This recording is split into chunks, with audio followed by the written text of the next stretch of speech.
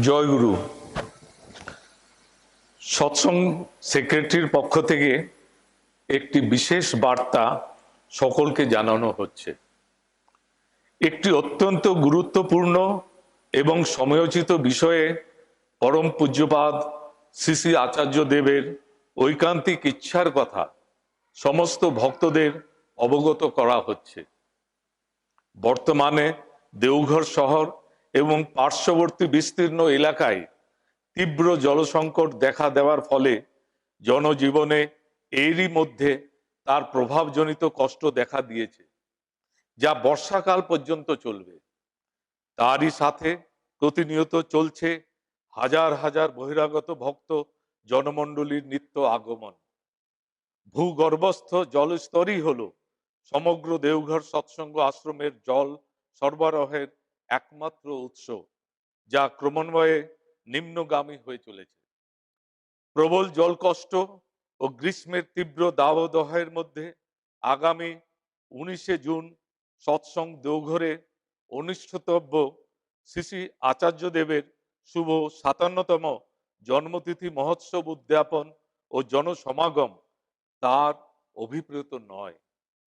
তাই এই উৎসব উপলক্ষে কোনো জনসমাগম যাতে না করা হয়, সেটাই তার একান্ত ইচ্ছা ও নির্দেশ। সমস্ত কর্মী ও ভক্ত সাধারণকে তার ইচ্ছা ও নির্দেশ মর্মে বিশেষভাবে জানানো হচ্ছে, এই উপলক্ষে কেউ যেন আশ্রমে আগমন না করেন। আশ্রমের অতিথিশালাগুলোতে অ্যাকোমোডেশন ব্যবস্থা সেই সময় স্থগিত রাখা হইবে। আরো বিশেষ উল্লেখযোগ্য, শ্রী শ্রী আচার্যদেব সকলকে অবগত করার নির্দেশ দিয়েছেন, তার জন্মতিথির সময় তিনি আশ্রমে অবস্থান করবেন না। এই ঘোষণার সময় থেকে সমগ্র গ্রীষ্মকালে ভক্ত সাধারণের আগমন নিয়ন্ত্রিত হওয়ায় শ্রী শ্রী আচার্যদেবের ইচ্ছা, কারণ অতিথিশালাগুলিতে জল সরবরাহ করা এখনই মুশকিল হয়ে পড়েছে। আচার্যদেবের ইচ্ছাক্রমে আরো জানানো হচ্ছে, আগামী 27শে মে পরম প্রেমময় শ্রী শ্রী ঠাকুরের পুণ্য স্নান উৎসব এবং 7ই জুন শ্রী শ্রী আচার্যদেবের 57তম শুভ জন্মদিবসে আশ্রমে আগমন না করে স্থানীয়ভাবে সকলে উদ্যাপন করুন। শ্রী শ্রী আচার্যদেবের পুণ্য জন্মতিথি লক্ষ লক্ষ মানুষের ভাবাবেগের বিষয়। তার তুষ্টি, তৃপ্তি, তার প্রীতি, স্বস্তি ও সুখ সম্বর্ধনাই হলো তার জন্মতিথির শুভ দিনে প্রত্যেকের তরফ থেকে তার প্রতি সর্ব উৎকৃষ্ট ভক্তি শ্রদ্ধাপুত অর্ঘ্যাঞ্জলি।